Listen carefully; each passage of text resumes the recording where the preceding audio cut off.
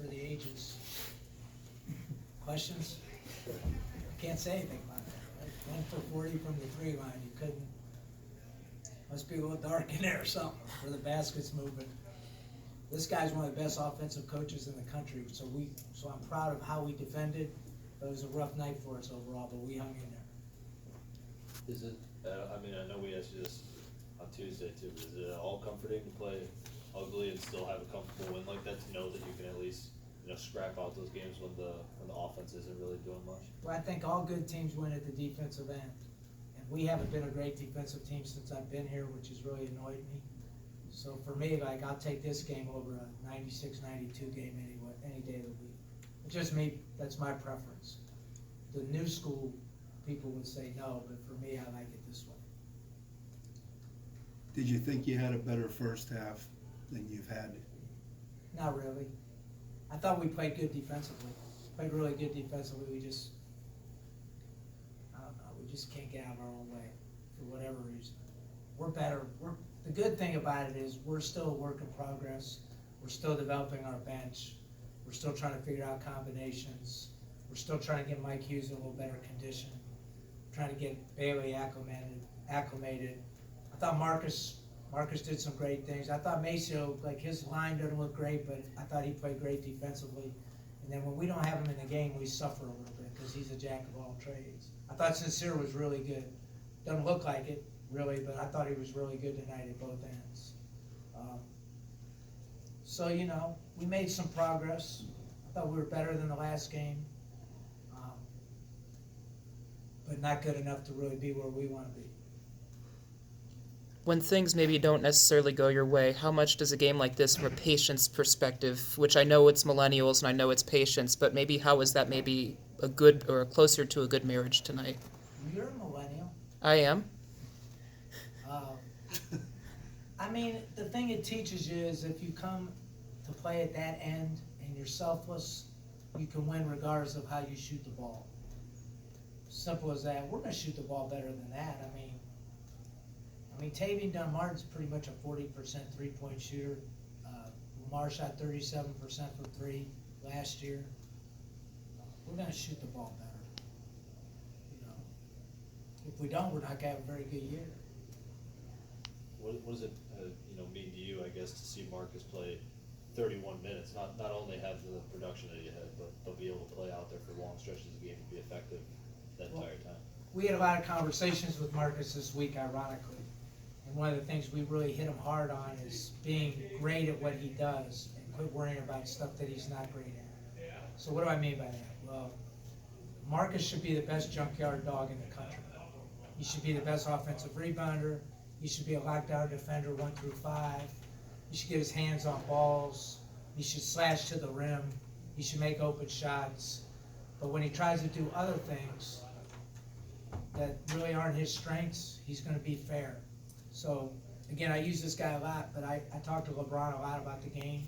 And LeBron said, hey, there's about 12 superstars in the NBA, right? And the rest are all role players.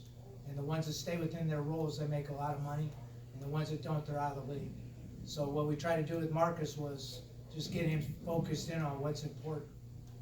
And, Carl Thomas spends a lot of time with Marcus. They hit it off. They're very close. Carl was in the NBA. And he's done a really good job of trying to get him to where he needs to get. But Marcus is a pretty talented guy.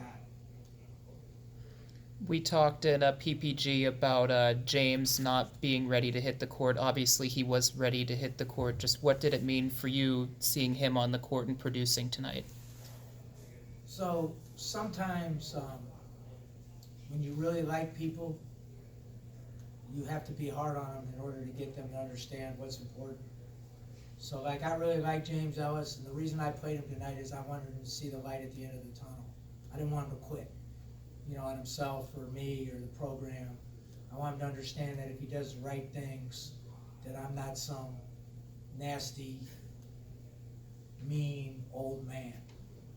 But by the same token, I don't want to love him so much that I enable him into doing things the wrong way. So we're not out of the woods yet. He's a talented guy. I thought he played hard. I thought his attitude's been good on the bench. I think he's been better in practice. it's not a basketball issue with him. He's a talented guy now. It doesn't take a genius to watch him. He's got a lot of talent. He just has to get discipline. Keith, is it an attitude thing, or is it an academic thing, or if you're willing to say it? It's a little bit of everything. So if my son puts his head down in class, you think I'm gonna let my son put his head down in class or leave class early or not be polite? I'm gonna treat him like my own son. So he's a good kid. He's got a lot of potential. But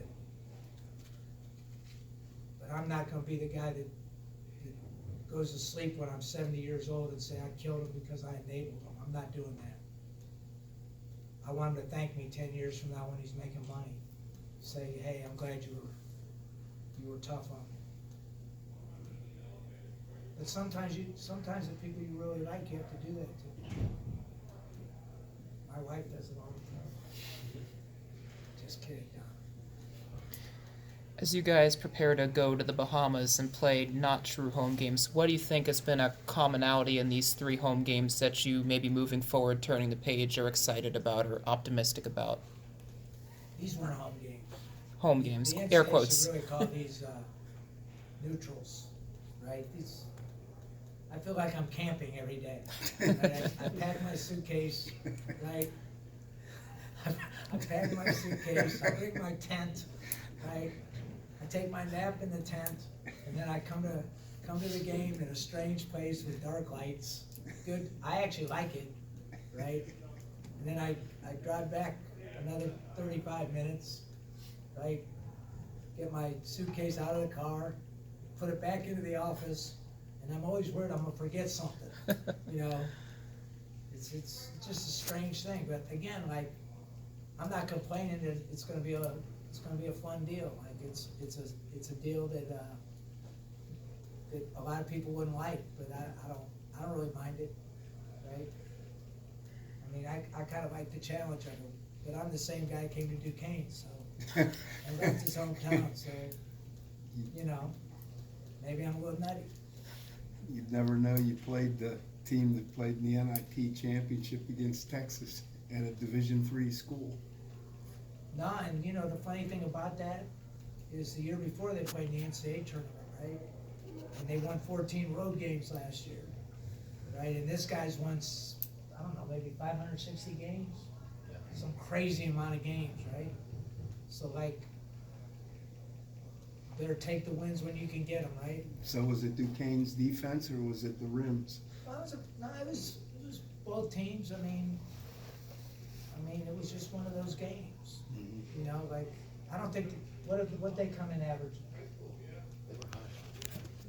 They scored 70 in every game so far. I mean, Yeah, they it scored says 80 something something. about like, 84. we're big. You know, like, we keep throwing those big bodies on you. They're big guys, are good players. Yeah, But we kept, you know, it's 3 against 1 really when you count Rotroff, right? You got Rotroff, Bailey, Mike, like they're just banging on him, and he's playing, and we got 3 guys. and he fouled out. And then you bring Amari next, when Amari gets healthy, now you can, we gotta play better in the backcourt yet. You know, we gotta shoot the ball better in the backcourt, but we're gonna be hard to score on, I think, if we continue with our mindset.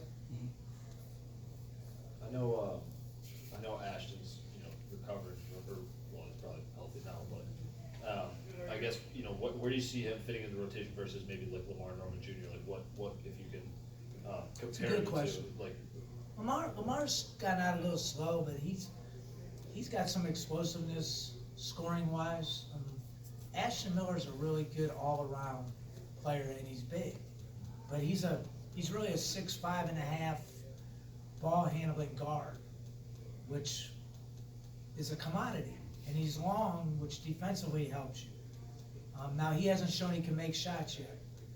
And then what I talked to him about tonight was, look, man, until you're really comfortable, just keep it simple. Like, I thought he forced the action the first half. Like I said, you don't need to do that to stay in the game. You need to make open shots. You need to not turn the ball over. You need to play great defensively. You need to post feed it. I thought he did a much better job. But he's a good player. think he's a good player. I think Lamar's got that, when the ball moves good, Lamar will score more. We haven't done a good job of really helping him. And then Tavy's had a rough time of it too, so. I mean, he looked up when he made the 1-3, it was like, Mm-hmm. but he's kinda like that, he'll make 15 in a row then, you just don't know. What else you got, Zach? That's it. Colorful, Yep. colorful, Zach. Yeah. I mean you, not the game. Well, no, I'm watching the Rhode Island game too. Well, what's the score? They're up 8 right now.